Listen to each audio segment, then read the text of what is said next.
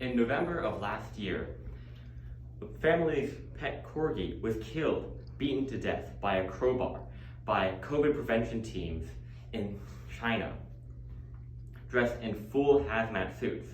This is not the first time that a pet dog was killed by a COVID prevention team. And such drastic measures bring us to the question, should countries abandon their zero COVID policies?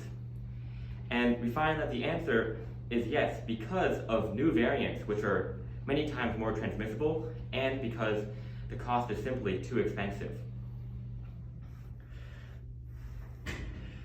CNN in 2021 tells us that China has been attempting their zero COVID policy, but after the emergence of the Delta variant, and despite stringent increases on their restrictions, the amount of COVID inside the country has not returned to pre-Delta levels.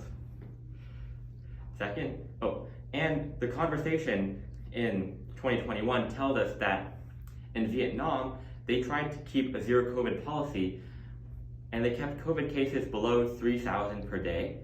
However, when the Delta variant arrived, their cases jumped to 800,000 per day. These new variants provide an extremely difficult challenge for countries. And with the Omicron variant, which is many, many times more transmissible than Delta, becoming prominent on the world stage, these countries who are trying to attempt a zero COVID policy are facing an insurmountable and impossible task. Facing an impossible task, the costs to fight it are immense. CNBC in 2021 tells us that such draconian measures in a lot of these zero COVID countries are causing huge amounts of protests. And this is worsened by the vaccine because a huge proportion of the population is now vaccinated, and now they have a very small, much smaller risk of getting side effects or symptoms from COVID. And CNBC and another article from CNBC tells us that the restrictions and the shutdowns on cities, especially in port cities, will cause significant disruptions to the supply chain in countries which are enacting such stringent lockdown and zero COVID procedures. It says that in China, which is continuing their zero COVID policies,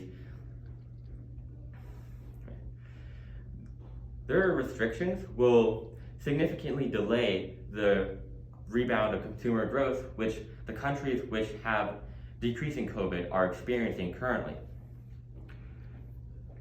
This means that these countries are not only behind or are not only facing serious issues socially, but also economically. Thus, when we consider the question of whether or not countries should abandon their zero COVID policies, we find that the answer is yes, because of new variants, which are many times more transmissible, and because of the cost is simply too high.